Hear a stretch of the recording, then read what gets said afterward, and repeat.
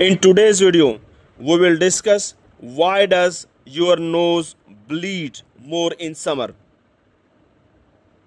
Have you ever been sitting at home on a hot summer afternoon when without any warning you suddenly feel something warm trickling from your nose? You touch your face and realize it is blood. It can be alarming, especially if it happens to a child or an older family member. Many people immediately say the heat caused the nosebleed. But is that really true? Does hot weather directly make your nose bleed? Or is there more science behind this common summer problem? Today, we will separate myths from the facts and explore what really happens inside your nose during hot weather. Before we understand nosebleeds, let's first appreciate how amazing our nose really is. Most people think the nose is simply for smelling or breathing, but it performs several important functions every second of our lives. Every breath you take passes through nose, where tiny hair trap dust, pollen, bacteria, and other particles. The nose also warms and humidifies the air before it reaches your lungs. This process protects your respiratory system from irritation and infection.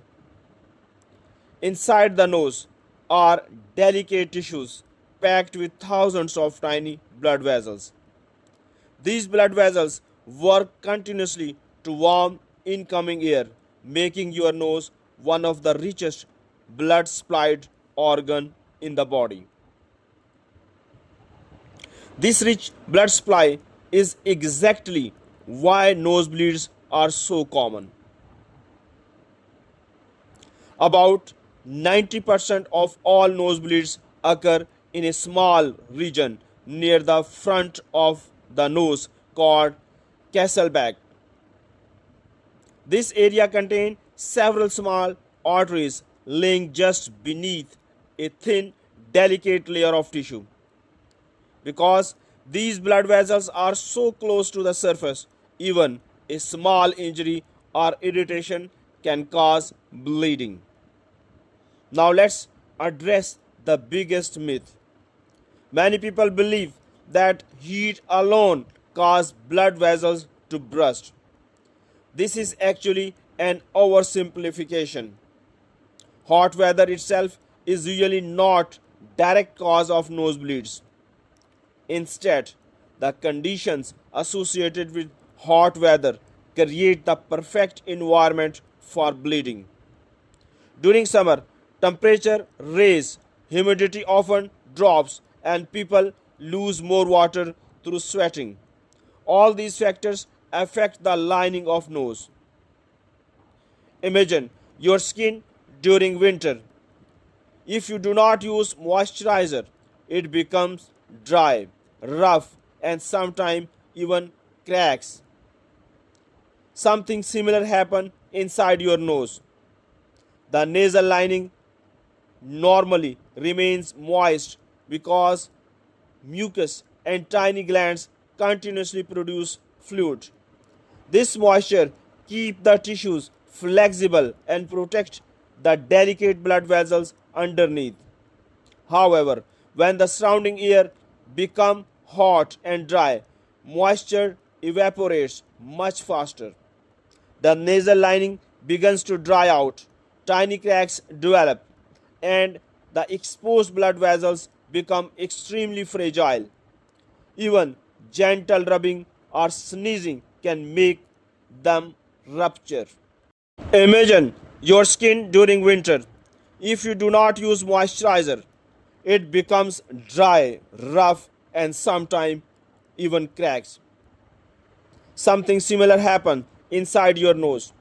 The nasal lining normally remains moist because mucus and tiny glands continuously produce fluid. This moisture keeps the tissues flexible and protects the delicate blood vessels underneath.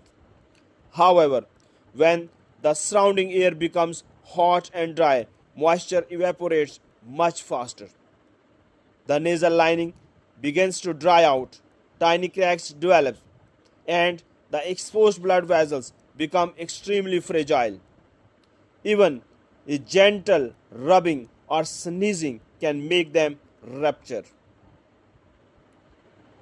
Dehydration plays another important role.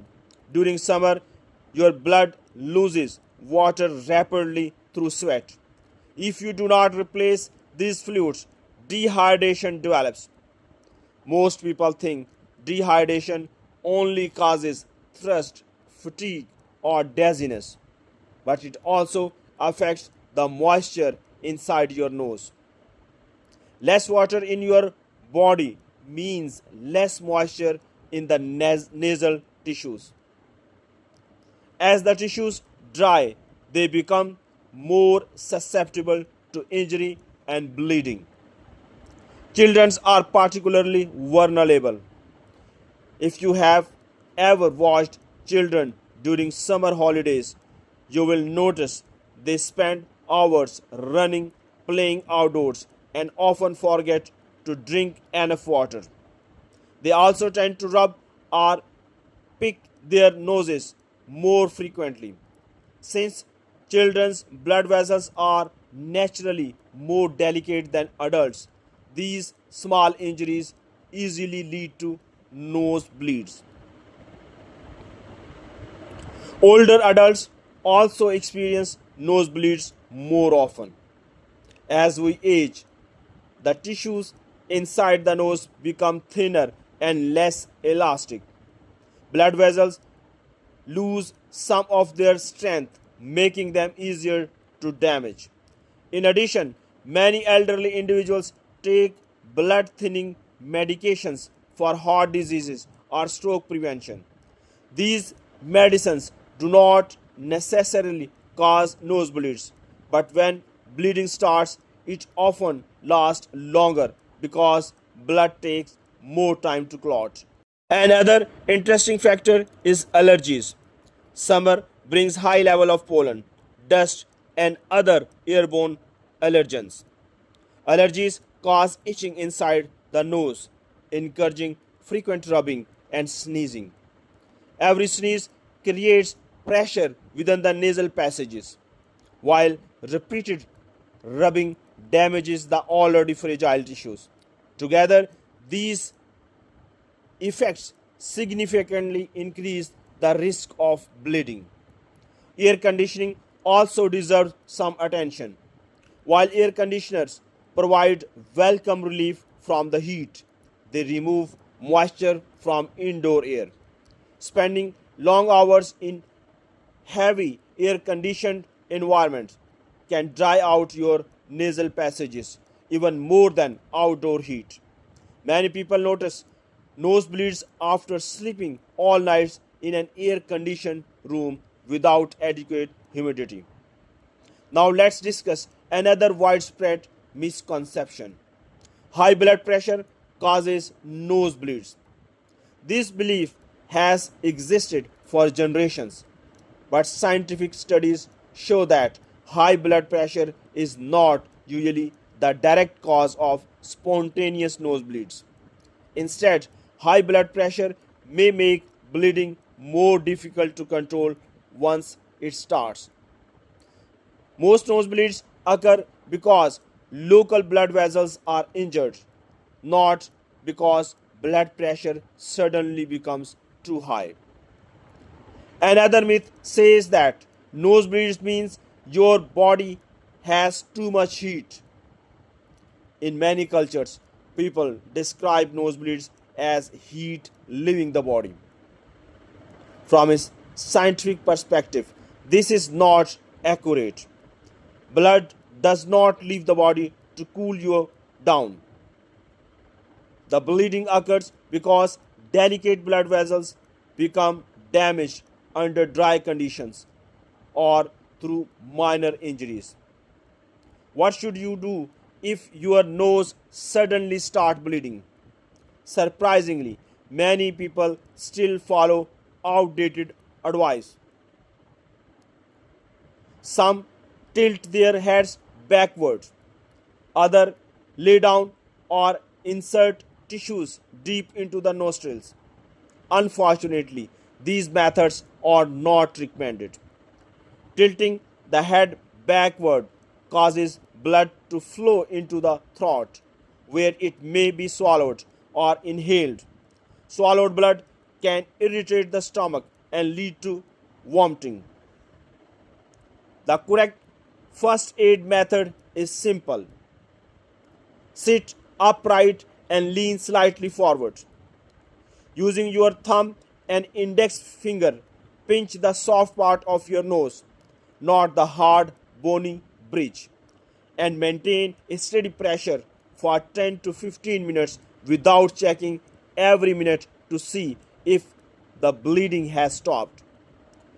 Breathing calmly through your mouth helps you stay relaxed.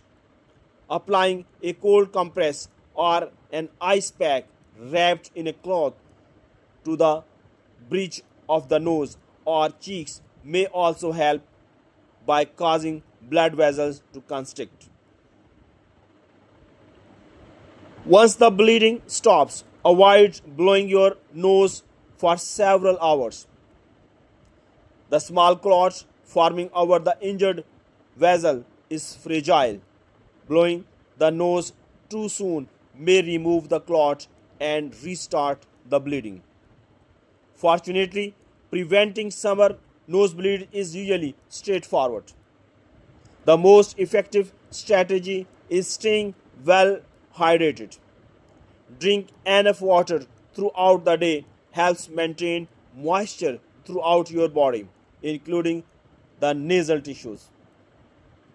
Using saline nasal sprays can also keep the inside of your nose moist without medication. If dryness is severe, a healthcare professional may recommend applying a small amount of moisturizing gel or petroleum jelly inside the nostril. Humidifiers can be very useful in dry indoor environment, especially in air conditioning runs continuously. By adding moisture back into the air, humidifiers help prevent excessive drying of the nasal lining. Good nasal habits also matter. Avoid picking your nose, trim children's fingernails, and blow your nose gently rather than forcefully. If allergies are causing constant irritation, managing them appropriately may significantly reduce the risk of nosebleeds. Although most nosebleeds are harmless, there are situations when medical attention becomes important. If bleeding continues for more than 20 minutes despite proper pressure, if the bleeding is extremely heavy, if it follows a significant facial injury, or if it is occurring repeatedly without an obvious reason, it is time to consult a healthcare professional. Frequent nosebleeds can occasionally indicate underlying conditions such as clotting disorders, chronic inflammation, nasal growth, or rarely more serious illness that require evaluation. Here's another fascinating fact. Humans are not the only animals with delicate blood vessels. Many mammals have rich blood supplies in their nose because warming inhaled air is essential for efficient breathing.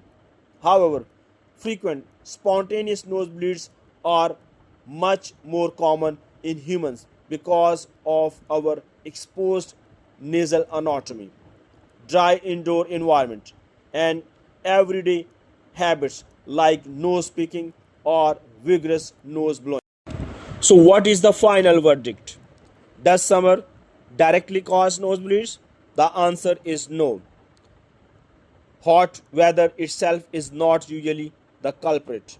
Instead, dry air, dehydration, allergies, air conditioning, and irritation of the delicate nasal tissues create conditions where tiny blood vessels become fragile and bleed more easily. Understanding the real science helps us prevent nosebleeds instead of relying on myths. Next time, if someone says your nose is bleeding because your body is too hot, you will know the real explanation. Your nose is not trying to cool your body, it's simply responding to the dryness and tiny injuries in one of the most delicate and richly supplied area of your body. Thank you for watching. If you enjoyed learning the science behind every health problem, do not forget to like, subscribe, and share this video with your friends and family. For more videos related to animals and science facts, do not forget to like and subscribe our channel Zoosphere.